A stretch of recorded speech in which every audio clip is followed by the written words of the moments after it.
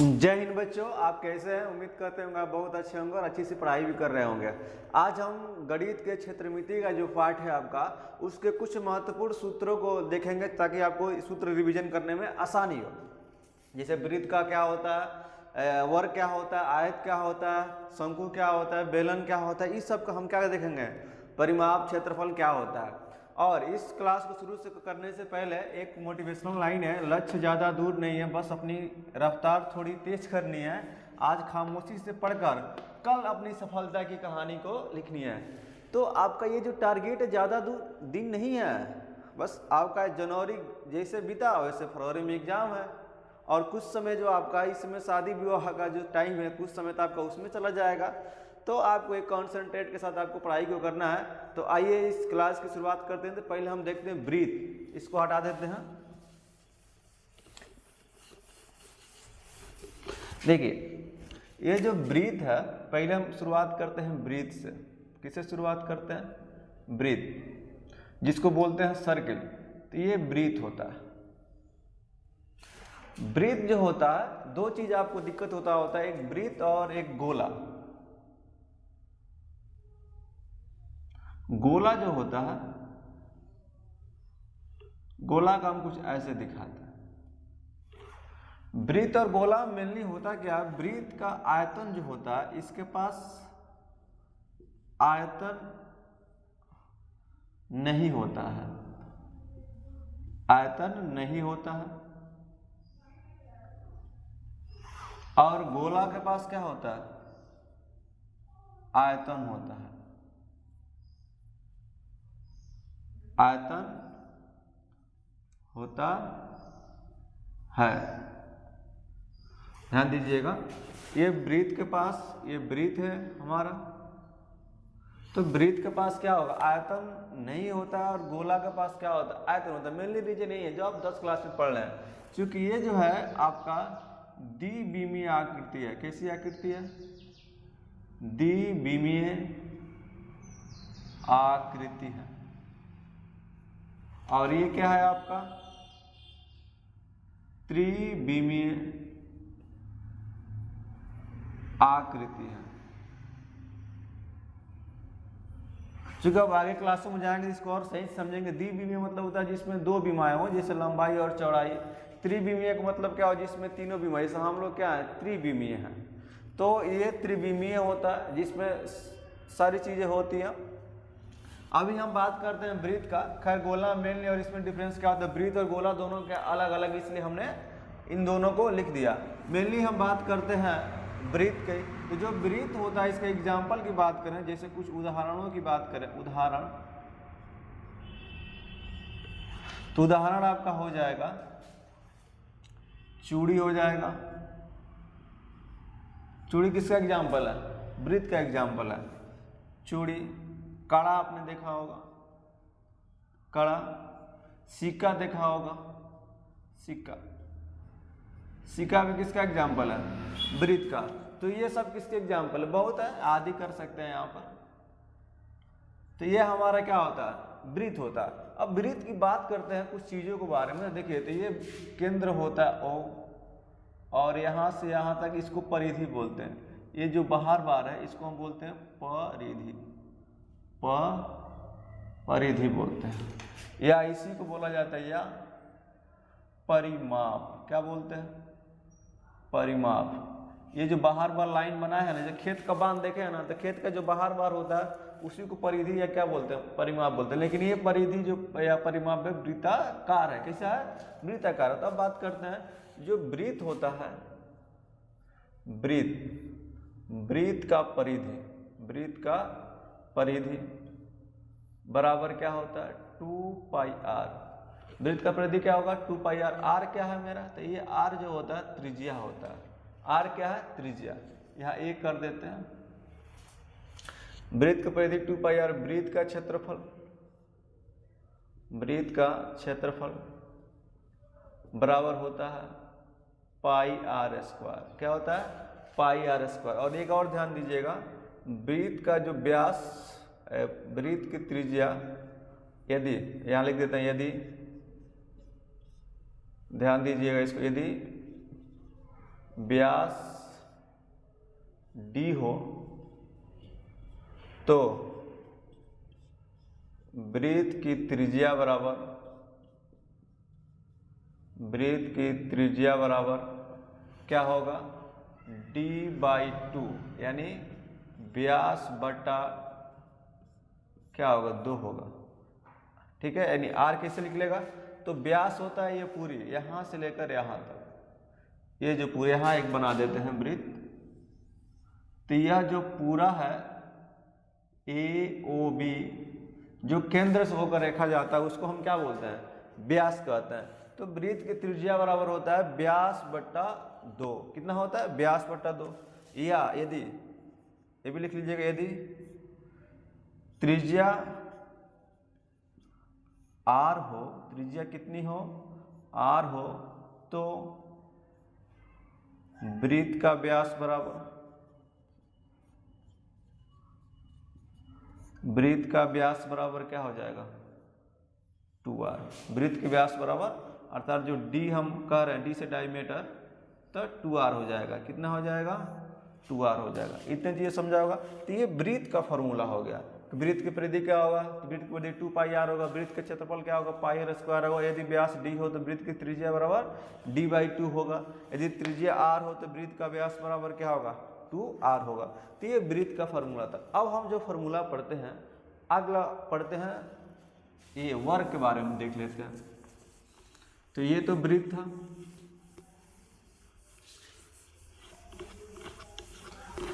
अब जो है हम किसके बारे में, यहाँ वृत्त को छोटा सा बना देते हैं ताकि ये r और यहाँ O था और यहाँ A था।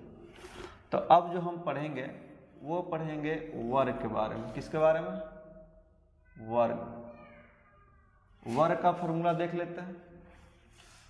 दूसरा, जिसको इंग्लिश में स्क्वायर बोलते हैं, क्या बोलते हैं, स्क्वायर। तो वर्ग वह चतुर्भुज जो 4 समान भुजाओं से मिलकर बना होता है और जिसका प्रत्येक कोण कितना डिग्री होता है, 90 डिग्री। यह 90 डिग्री का सिंबल है। अगर इसका नाम लिखें तो A, B, C और क्या, D, तो लिख सकते हैं वह चतुर्भुज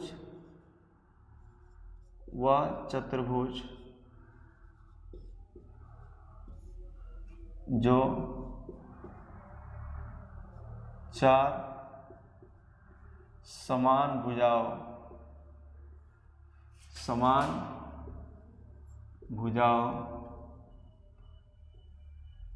4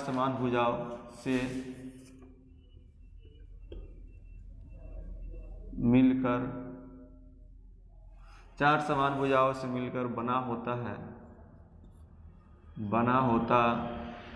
है उसे वर्ग कहते हैं। क्या कहते हैं, उसे वर्ग कहते हैं।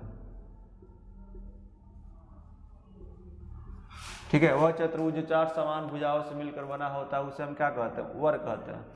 तथा इसमें एक चीज छूट गया, एक सेकंड, बना होता है तथा प्रत्येक कोण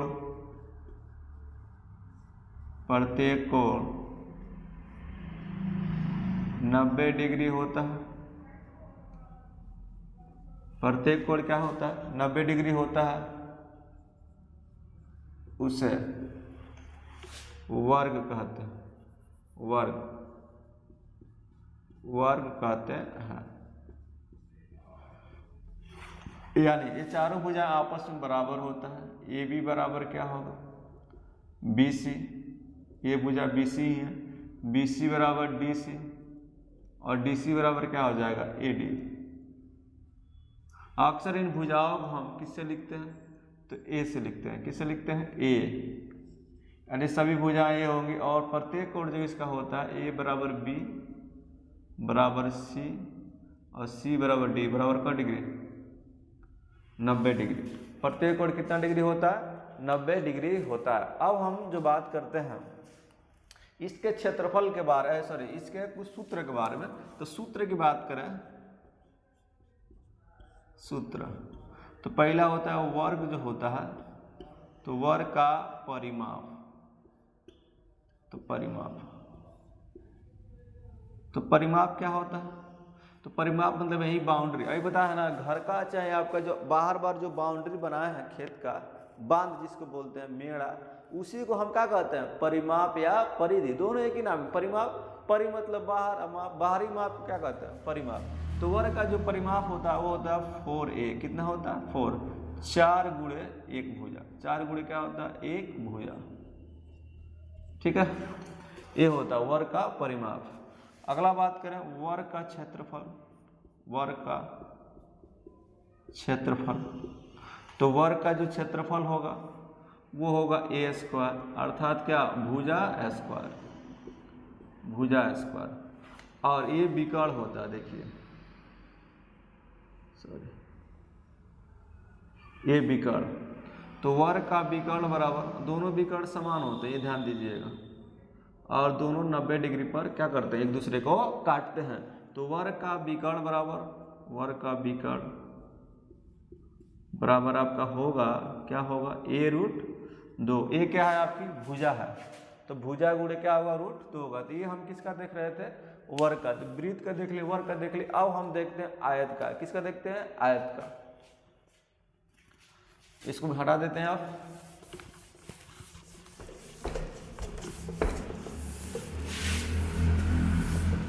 देखिए, अगर हम आयत की बात करें, आयत, तो आयत भी चतुर्भुज ही है। जैसे इसमें यह होता है, आमने सामने की भुजाएं क्या होती हैं? बराबर होती है, आमने सामने की भुजा। और इसमें भी प्रत्येक कोण कितना होगा? 90 डिग्री होगा। प्रत्येक कोण कितना होगा? 90 डिग्री होगा। जो बड़ी भुजा होती है इसको लंबाई कहते हैं, एल से लिखते हैं, तो ये भी एल होगा। ये अगर बी है तो ये भी क्या होगा? बी होगा। तो ये हो गई चौड़ाई, क्या लिखेंगे? ये हो ये लंबाई, और ये हमारा हो गया चौड़ाई। ठीक है, तो ये भी चौड़ाई अगर बी है तो इसके बी होगा। तो आयत का परिभाषा होता है वह चतुर्भुज, वह चतुर्भुज, वह चतुर्भुज जिसकी आमने सामने के, आमने सामने की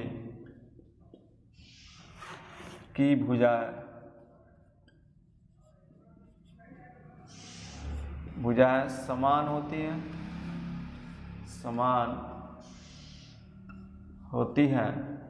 वह चतुर्भुज जिसके आमने सामने की भुजाएं समान होती हैं तथा प्रत्येक कोण 90 डिग्री होता है, उसे क्या कहेंगे? उसे आयत कहते हैं, उसे आयत कहते हैं, उसे आयत कहते हैं। उसे क्या कहते हैं? आयत कहते हैं। अब आयत की परिमाप की बात करें, आयत का परिमाप,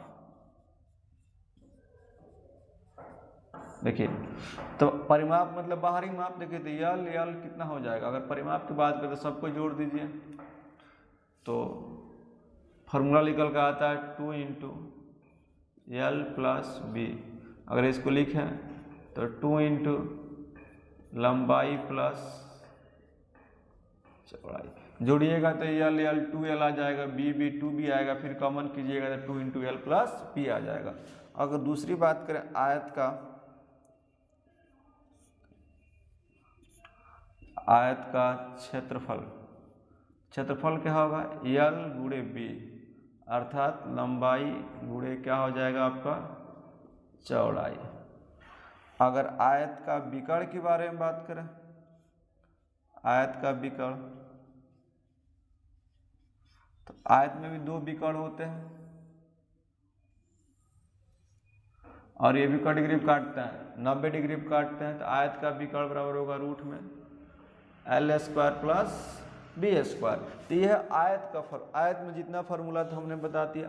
अब एक आपका छूट रहा है समबाहु त्रिभुज से भी फार्मूला पूछता है। किससे पूछता है? समबाहु। समबाहु त्रिभुज बस नॉर्मली एक याद आपको रखना है। अगर यहाँ बात करें, ये 2 नंबर था, ये तीसरा आपका हो गया, तीसरा लिख दे रहे हैं समबाहु त्रिभुज। कौन सा त्रिभुज? समबाहु त्रिभुज। समबाहु त्रिभुज। तो जो समबाहु त्रिभुज होता है, इसकी अगर हम बात करें, वह त्रिभुज ए बी सी, तो वह त्रिभुज जो 3 समान भुजाओं से, 3 समान भुजाओं से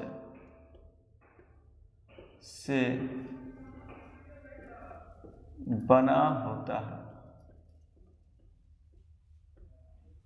किससे बना होता?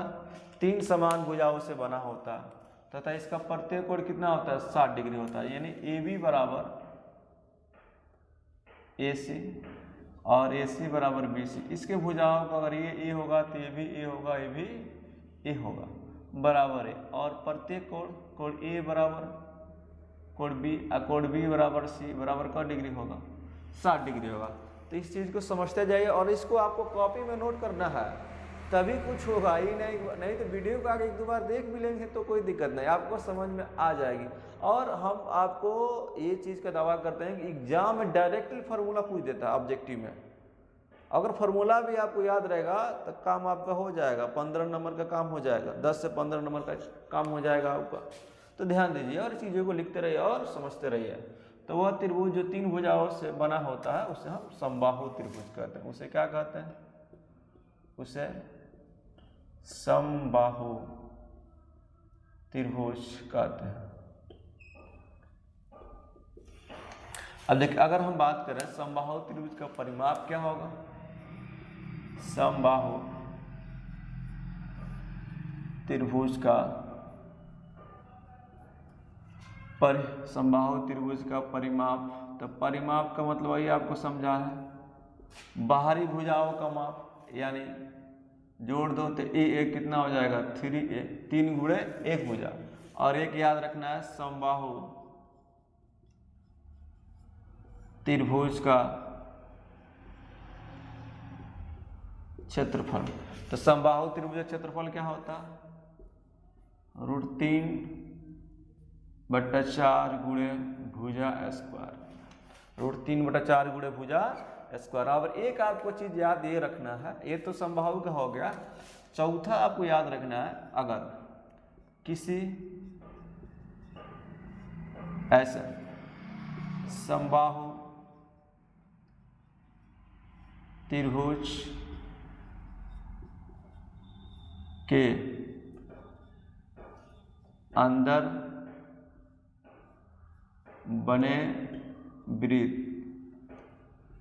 अगर किसी समबाहु त्रिभुज का अंदर वृत्त बन जाए, जैसा आपको ऐसा क्वेश्चन दिया होगा, इसमें यूज आएगा,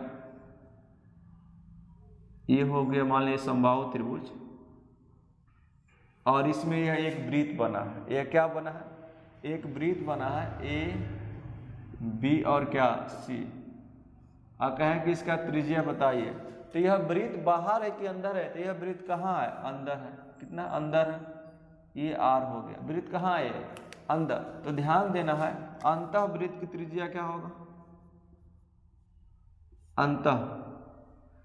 अंतः वृत्त की त्रिज्या तो होता a/2√3।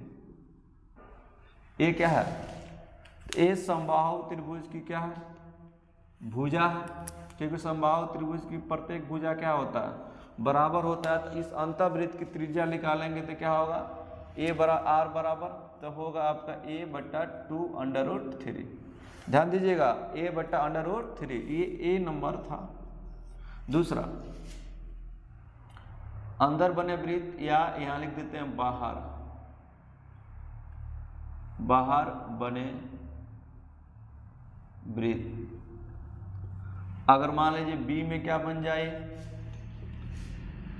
अगर वृत्त बाहर बना हो, वृत्त कहाँ बना हो, बाहर,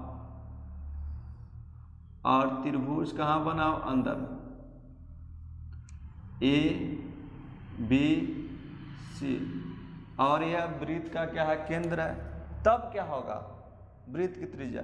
तो यहाँ वृत्त की त्रिज्या बड़ी होगी क्योंकि वृत्त बाहर है और यहाँ छोटी होगी, तो लिखेंगे बाह्य वृत्त की त्रिज्या, बाह्य वृत्त की त्रिज्या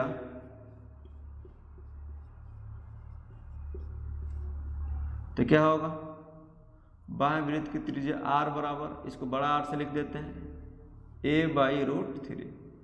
a/ क्या होगा, √3। तो ध्यान दीजिएगा, जब अगर आपको देखिए, अगर त्रिज्या मालूम होगा तो यहाँ से भुजा भी निकाल सकते हैं, इसका क्रॉस मल्टीप्लाई कर दीजिए तो a का मान निकल जाएगा। फिर हमको यहाँ अगर त्रिज्या मालूम है तो यहाँ से भी ये, अगर त्रिभुज बाहर है और वृत्त अंदर है तो यहाँ से भी हम a का मान क्या कर सकते हैं, निकाल सकते हैं। तो ये बहुत ही इंपॉर्टेंट फार्मूला, जब आप छायांकित भाग जब पढ़ रहे होंगे, पढ़ेंगे आप छायांकित भागों का क्षेत्रफल में, तो ये फार्मूला आपको वहाँ यूज होगा। तो हम एक एक फार्मूला को बता रहे हैं जो आप एग्जाम की दृष्टि से और क्वेश्चन को बनाने में बहुत हेल्पफुल है, तो उस चीज़ को समझना है। आगे हम अब समझते हैं बेलन। क्या समझते हैं, बेलन समझते हैं। इसको मिटा देते हैं पूरे को।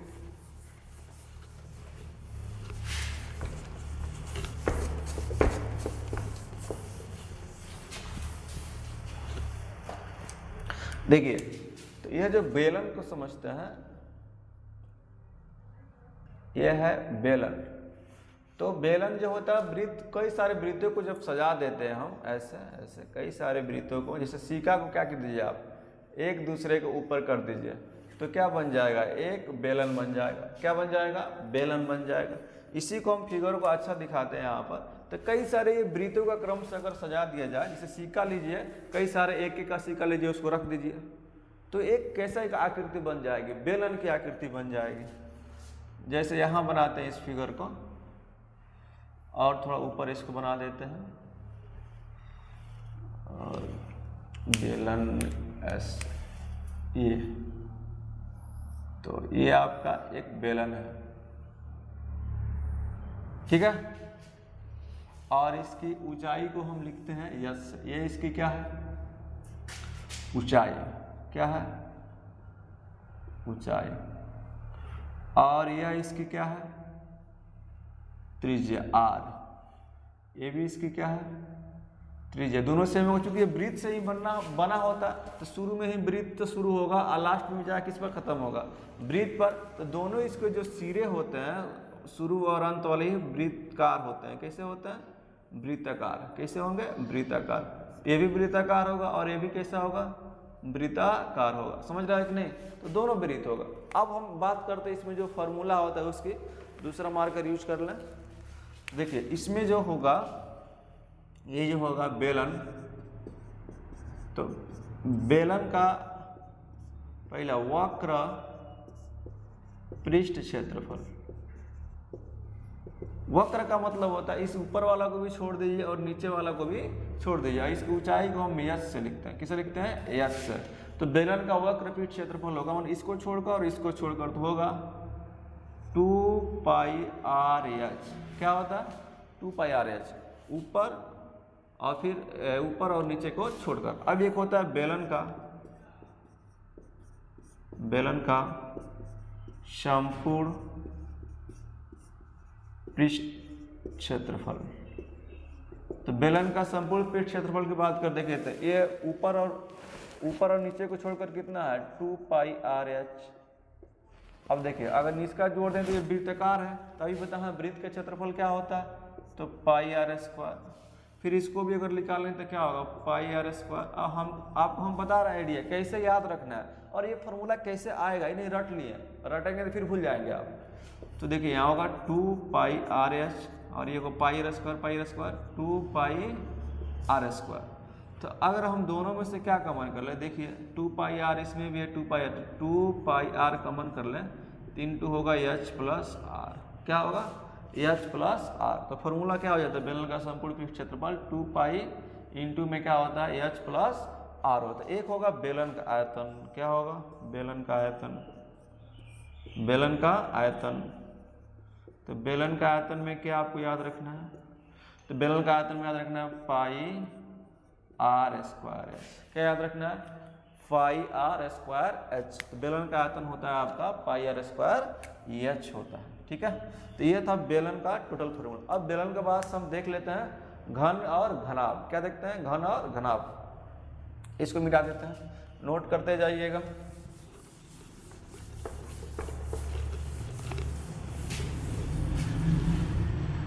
अब देखिए एक साइड में घन एक तरफ घनाभ देख लेते हैं। तो ये लिखते हैं घन, घन क्यूब कहते हैं इसको। तो जो घन होता है अगर फिगर के देखिए बनाना हो आपको तो आसानी से फिगर भी बना सकते हैं। इस चीज़ को देखते हैं, देखिए फिगर की बात करें तो घन जो होता है चूंकि वर्ग से मिलकर ही बना होता है, तो एक वर्ग ऐसे बना लीजिए और पहले वर्ग एक बना लीजिए,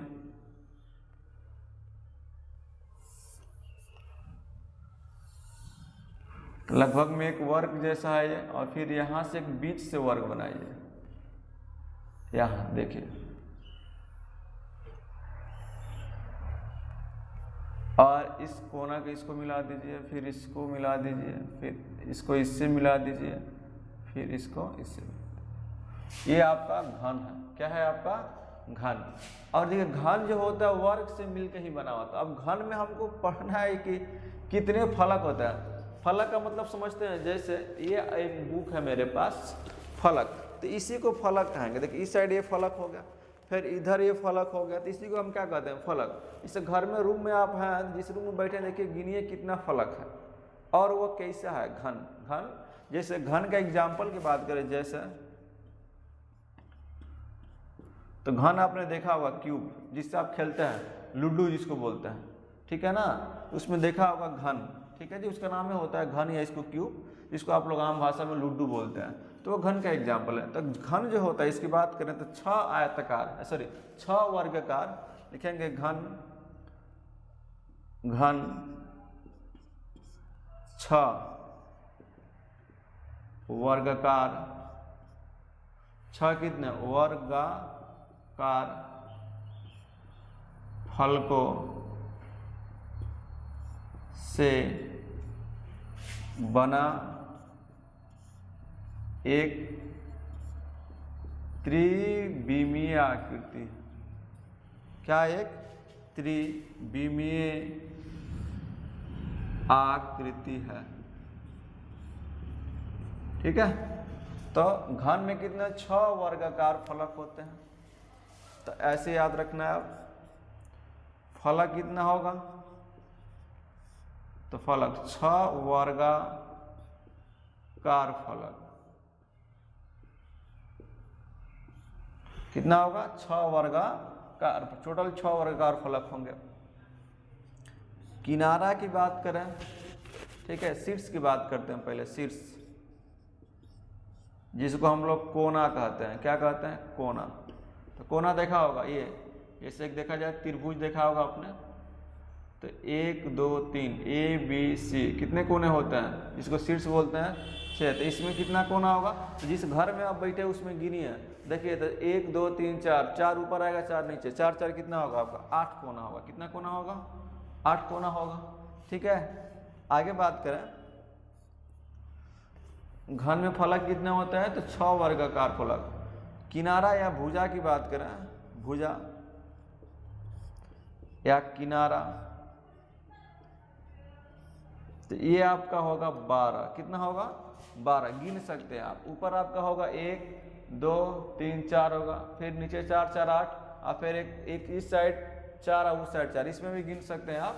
1 2 3 4, 4 इधर हो गया, 4 नीचे, 1 2 3 4, 4 4 8, 1 9 1 10, फिर 11 और 1 12। तो भुजा किनारा कितना होता है या भुजा कितना होता है 12 होता है। अब आइए समझते हैं इसमें कुछ जो फॉर्मूला है। तो पहला होगा घन का वक्र पृष्ठ क्षेत्रफल। क्या होगा घन का, यहां लिखते हैं घन का वक्र पृष्ठ क्षेत्रफल। तो ये जो होता है देखिए क्या होता है, तो ऊपर को छोड़ देना, नीचे को छोड़ देना, तो ऊपर भी वर्गाकार फलक है, नीचे भी वर्गाकार फलक है, तो दोनों छोड़ देंगे तो देखिए टोटल 6 वर्गाकार फलक है, तो बचेगा कितना, 4 वर्गाकार फलक। कितना बचेगा, 4। और हम जानते हैं ये वर्ग होता है और एक वर्ग का क्षेत्रफल होता है ए स्क्वायर। कितना होता है, ए स्क्वायर। तो चूंकि ये ऊपर छोड़ देंगे और नीचे फलक छोड़ देंगे तो 4 ही फलक बचेगा, तो 4 फलक का हो जाएगा 4a स्क्वायर, 4a स्क्वायर। या इसी को बोलते हैं घन के चारों दीवारों का क्षेत्रफल, चारों दीवारों का क्षेत्रफल, चारों दीवारों का क्षेत्रफल। तो चारों दीवारों का क्षेत्रफल क्या होता है, 4a स्क्वायर। कितना होता है, 4a स्क्वायर। चीज़ों का आप समझ रहे होंगे। आगे हम बात करते हैं घन का कुल, या इसी को बोलते हैं संपूर्ण पृष्ठीय क्षेत्रफल। अब देखिए क्योंकि संपूर्ण की बात करेंगे तो 6 वर्गाकार फलक है, तो ए स्क्वायर होगा, 6 को है तो कितना हो जाएगा, 6a स्क्वायर हो जाएगा। ध्यान दीजिएगा कितना हो जाएगा, 6a स्क्वायर। आगे बात करते हैं घन। तो जो ये घन होता है, घन का अगर हम आयतन की बात करें, इसकी बात करें, आयतन की बात करें, तो घन का आयतन जो होता है वो होता है a³। कितना होता है, भुजा क्यूब, बोलते हैं भुजा क्यूब। अगर घन का विकर्ण की बात करें, घन का विकर्ण, तो घन का जो विकर्ण होता है a√3 होता है। ध्यान दीजिएगा घन का विकर्ण कितना होता है, क्योंकि ये कैसे आया उसको बताएंगे तो वीडियो थोड़ा लंबा हो जाएगा, इसलिए डायरेक्ट हम फार्मूला को समझ लेना। 9th क्लास में इस चीज़ को आपने पढ़ा होगा। तो घन का जो विकर्ण होता है a² कितना होता है, 3 होता है। अब घन का ये पूरा हो गया कहानी। जितना था हमने बता दिया कि घन जो होता है 6 वर्गाकार फलकों से मिलकर बना होता है और एक त्रिविमीय आकृति है। इसमें फलक 6 वर्गाकार फलक होते हैं, शीर्ष 8 होता है, भुजा 12 होता है। घन का पृष्ठ क्षेत्रफल 4a स्क्वायर होता है, घन के चारों दीवार का क्षेत्रफल 4a स्क्वायर होता है। घन का कुल संपूर्ण पृष्ठ क्षेत्रफल 6a स्क्वायर होता है। घन का आयतन a³ होता है। घन का विकर्ण होता है a√3। अब हम घनाभ के बारे में बात करते हैं। किसके बारे में बात करते हैं, घनाभ। थोड़ा इसको हटा देते हैं।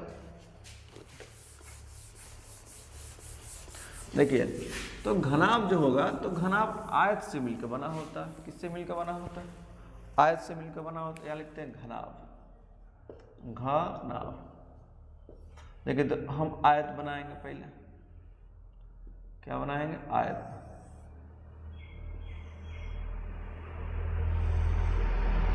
ये आयत हो गया, बीच से एक आयत बनाएंगे,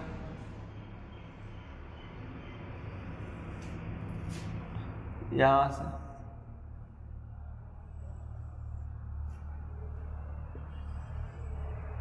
ऐसे। देखिए बन गया घनाभ। ये क्या है, घनाभ। देखिए इसको लंबाई कहेंगे, उसमें तो सभी भुजाएं बराबर थी। इसको क्या कहेंगे, चौड़ाई। ठीक है, तो ये भी लंबाई होगा। और ऐसे जो है ये है ऊंचाई। क्या है, ऊंचाई। देख रहे हैं, इसको कहेंगे ऊंचाई, कितना हाइट पर है। और ये हो गया आपका चौड़ाई। और यहाँ से यहाँ तक आपको हो गया ये आपका लंबाई। ठीक है, लंबाई को एल से लिखते हैं। अब बात करते हैं जो घनाभ होता है, तो जैसे आपने देखा होगा, इसका एग्जाम्पल तो बहुत सारे, जैसे ईट देखा होगा, या माचिस आपको होगा, हम दिखाते भी हैं कि माचिस किसका एग्जाम्पल होता है, घनाभ। देखिए ये है माचिस, तो ये माचिस जो होता है घनाभ का एग्जाम्पल है। देखिए ये आमने सामने जो होगा, इसमें भी फलक उतना ही होगा, तो ये लंबाई होगा, ये इसकी क्या होगा, ऊंचाई होगा। फिर ये इसका क्या होगा, चौड़ाई होगा। ये देख रहे होंगे माचिस को, अपने हाथों में लेकर आप देख सकते हैं। तो माचिस जो है किसका एग्जाम्पल है, घनाभ का। तो ईंट हो गया, माचिस हो गया। ठीक है, समझ रहे हो इतना चीज़ों को। अब इसकी फार्मूला की बात करते हैं। तो घनाभ का पहले कुछ इसके बारे में देख लेते हैं। घनाभ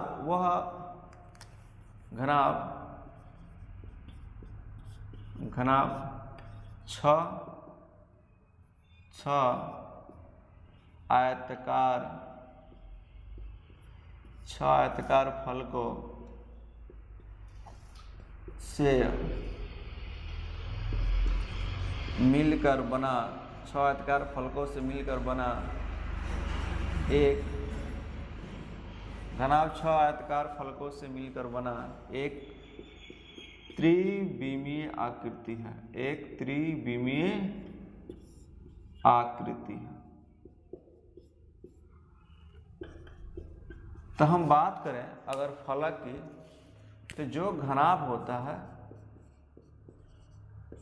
घनाभ, तो घनाभ में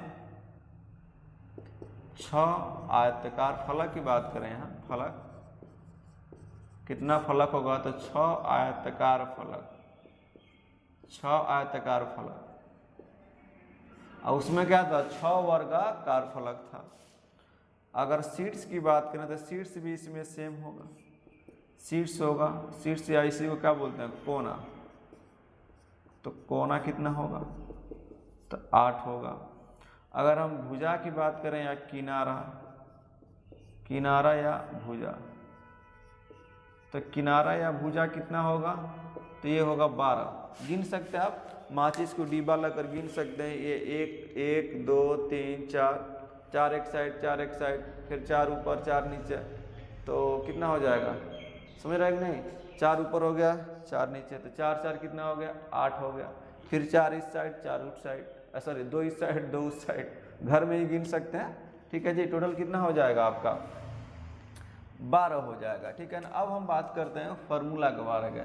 तो बात करें, अगर यहाँ लिख देते हैं घनाभ, पहला घनाभ का वक्र पृष्ठ क्षेत्रफल, तो होगा, देखिए अब वक्र पृष्ठ क्षेत्रफल निकालेंगे कैसे इसका, देखिए तो हमको क्या करना, ऊपर वाला को छोड़ देना और नीचे वाला को छोड़ देना। तो इस तरह अगर देखा जाए तो क्षेत्रफल क्या होता है, लंबाई, तो ये है लंबाई, सॉरी चौड़ाई, तो इसका निकालना है, इसका निकालना है, फिर ये और ये निकालना है। ठीक है ना। इस साइड का निकाल लेंगे, इस साइड का निकाल देंगे। ठीक है। और ऊपर वाला क्या होगा, ऊपर वाला और नीचे वाला छूट जाएगा। आप इस साइड का निकालेंगे और एक उस साइड का निकालेंगे। देखिए तो इसका होगा b गुणे h, यहाँ इसका भी बी एच होगा, इधर भी सेम है, तो 2 इसमें 2 से मल्टीप्लाई कर देंगे। अब प्लस, देखिए इधर वाला यल है ये, और फिर ये देखिए क्या है, यही तो एच है, तो इधर होगा यल गुणे एच। अब दोनों सेम सेम है, इधर वाला उधर वाला, तो 2 कर देंगे। कितना कर देंगे, 2। अब देखिए दोनों में से 2 क्या कीजिए, दोनों में एच कॉमन मिल रहा होगा, तो 2h कॉमन कर दीजिए, यल प्लस क्या हो जाएगा b। तो घनाभ का वक्र पृष्ठ क्षेत्रफल क्या होता है, 2h into L plus b। अब ध्यान दीजिएगा, तो घनाभ का वक्र पृष्ठ क्षेत्रफल इतना ही होता है, और घनाभ के कहें चारों दीवारों का, घनाभ के चारों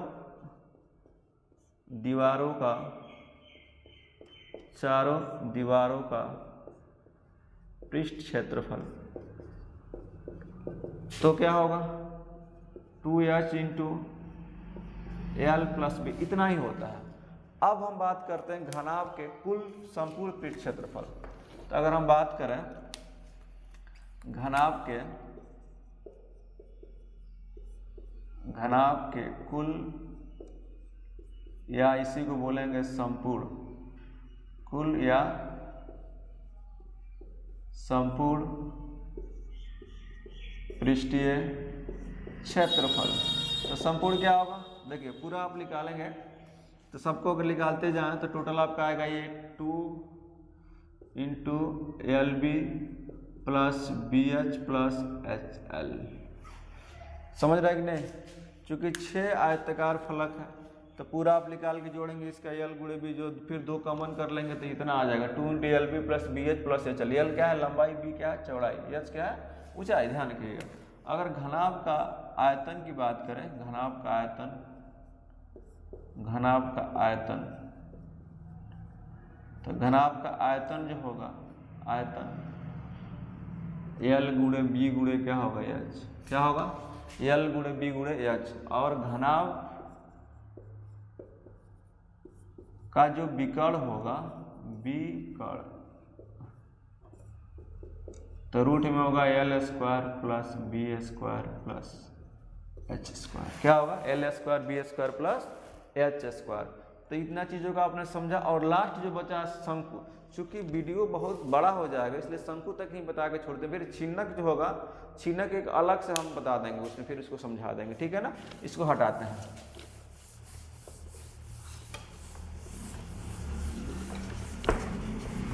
देखिए अगर हम शंकु की अब बात करते हैं, किसकी बात कर लेते हैं, शंकु।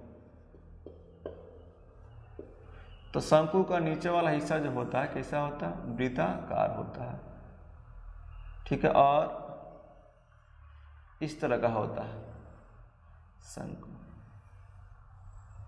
देखिए तो इसको बोलते हैं ये जो ऐसे है तिरछा जिसको इसको बोलते हैं तिर्यक ऊंचाई। क्या कहेंगे, तिर्यक ऊंचाई। और तिर्यक ऊंचाई को हम लिखते हैं यल से। और ये जो आपको दिखाई दे रहा है ये इसको बोलते हैं ऊंचाई जो सीधा सीधा है, और इस ऊंचाई को हम लिखते हैं एच से। किससे लिखते हैं, और ये आपका त्रिज्या है, क्या है, त्रिज्या। अब देखिए यहाँ पर 90 डिग्री बन रहा है, कितना बन रहा है 90 डिग्री। तो एक त्रिभुज में हम बात करें ए ओ बी में, और ए ओ बी बराबर क डिग्री है 90 डिग्री। तो एक पाइथागोरस पर में लग जाएगा, पढ़े होंगे आप, इसलिए पाइथागोरस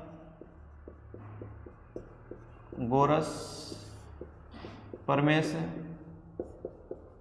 क्या पढ़ा, कर्ण का स्क्वायर यानी ए बी का स्क्वायर बराबर ओ बी का स्क्वायर प्लस ओ ए का स्क्वायर। तो ध्यान ये भी रखना, ए बी कितना है एल, तो एल का स्क्वायर, और ओ बी कितना है एच, तो एच का स्क्वायर प्लस आर का स्क्वायर। यह एक फॉर्मूला होता है तिर्यक और एच, और किसी इसमें एक का मालूम है तो ट्रांसफर करके निकाल सकते हैं।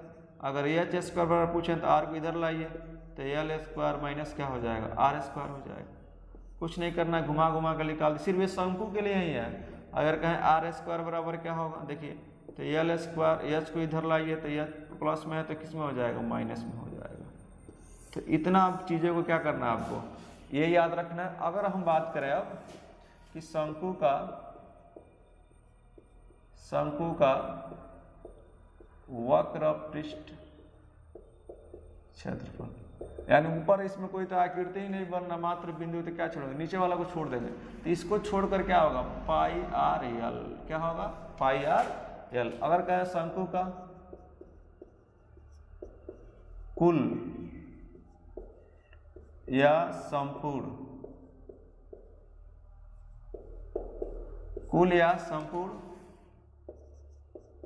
पृष्ठीय क्षेत्रफल,